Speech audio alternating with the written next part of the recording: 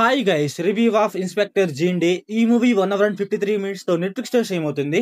ఇంకా ఈ మూవీకి ప్రొడ్యూసర్ ఓం రావత్. ఇది వినగానే దిమ్మ తిరిగింది, మైండ్ బ్లాక్ అయింది, ఫ్యూజ్లు ఎగిరిపోయినాయి. బట్ నేను మాత్రం మూవీ చూడటం ఆపలేదు, ఎందుకంటే ఈ మూవీలో విఎఫ్ఎక్స్ అయితే చాలా తక్కువ ఉంది కాబట్టి. ఇంకా ఈ మూవీలో కామెడీ ఉంటది భయ్యా. ఓం రావత్ విఎఫ్ఎక్స్ చేయకుండా ఎలా నవ్వించాడు, ఈ మూవీలో కూడా మనం అలా నవ్వుతాం అనమాట కామెడీ పరంగా. ఎందుకంటే వాళ్ళు చేస్తున్న కామెడీ అర్థం కాదు, లేకపోతే ఓవర్ యాక్షన్ అర్థం కాదు.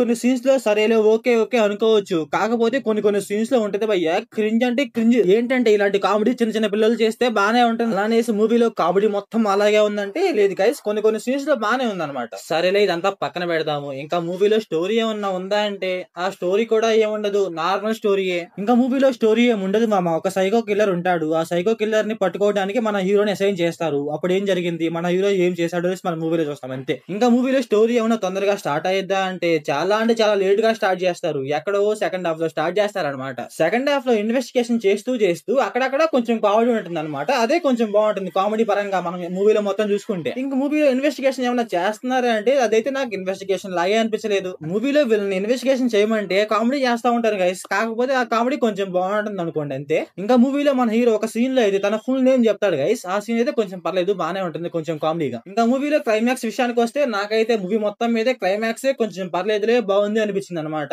వీళ్ళేంటంటే మూవీ మొత్తం చేయాల్సింది క్లైమాక్స్ లో చేశారు గైస్ అంతే. ఇంకా మూవీలో బీజిఎం విషయానికి వస్తే సెకండ్ హాఫ్ లో అక్కడక్కడ కొంచెం బాగుంటుంది. ఇంకా సాంగ్స్ విషయానికి వస్తే ఏదో ఉన్నాయంటే ఉన్నాయంతే. ఇంకా మూవీలో మన హీరో యాక్టింగ్ అయితే చాలా బాగా చేశాడు గైస్. మెయిన్ గా అయితే సెకండ్ హాఫ్ లో అది కూడా కామెడీ సీన్స్ లో అయితే చాలా బాగుంటుంది తన యాక్టింగ్. ఇంకా మూవీలో స్క్రీన్ ప్లే, డైరెక్షన్, విజువల్స్ అయితే పర్లేదు గైస్, బాగానే ఉన్నాయి. సో ఓవరాల్ గా మూవీ ఎలా ఉందంటే నాకైతే యావరేజ్ అనిపించింది అంతే. సో ఓవరాల్ గా నా రేటింగ్ వచ్చేసి 1.5 out of 5.